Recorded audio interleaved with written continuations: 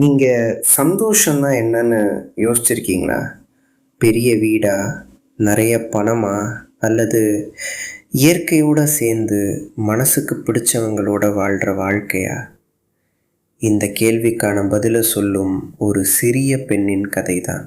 1974 வெளியான இந்த அனிமே இன்றைக்கும் உலகம் முழுக்க கோடிக்கணக்கான ரசிகர்களால் நேசிக்கப்படுகிறது. ஹெய்டி ஒரு அனாதை சிறுமி. அவளுடைய பெற்றோர் சிறு வயதிலேயே இறந்து விடுகிறார்கள். அதனால் அவளை அவளுடைய அத்தை சுவிட்சர்லாந்தின் அழகான ஆல்ப்ஸ் மலைப்பகுதியில் தனியாக வாழும் தாத்தாவிடம் கொண்டு செல்கிறார்.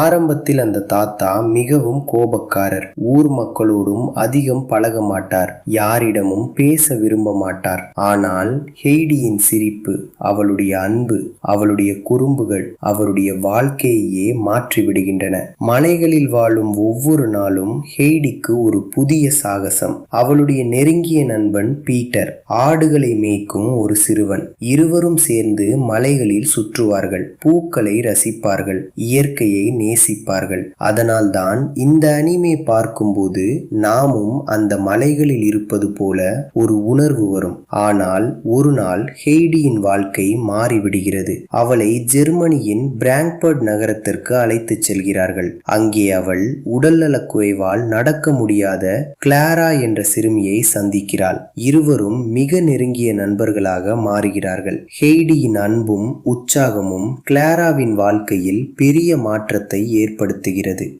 ஆனால் நகர வாழ்க்கை ஹெய்டிக்கு பிடிக்கவில்லை. அவளுக்கு மலைகள் வேண்டும், தாத்தா வேண்டும், பீட்டர் வேண்டும், சுதந்திரமாக ஓட வேண்டும். அந்த ஏக்கத்தால் அவள் மிகவும் சோகமாகி விடுகிறாள். இறுதியில் அவள் மீண்டும் தனது மலை வீட்டிற்கு திரும்புகிறாள். பின்னர் கிளாராவும் ஹெய்டியை பார்க்க மலைக்கு வருகிறாள். அங்குள்ள தூய காற்று, இயற்கை, ஹெய்டியின் அன்பு அனைத்தும் சேர்ந்து கிளாராவுக்கு புதிய நம்பிக்கையை தருகின்றன.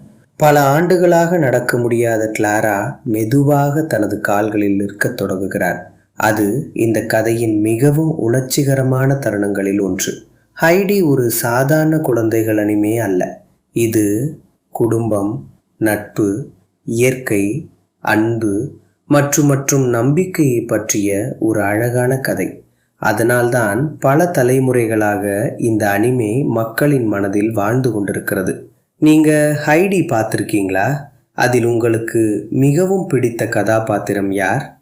கமெண்ட்ல சொல்லுங்க. இது மாதிரி பழைய கார்ட்டூன்களின் முழு கதைகளை தெரிஞ்சுக்கணும்னா சப்ஸ்கிரைப் பண்ண மறக்காதீங்க. நன்றி.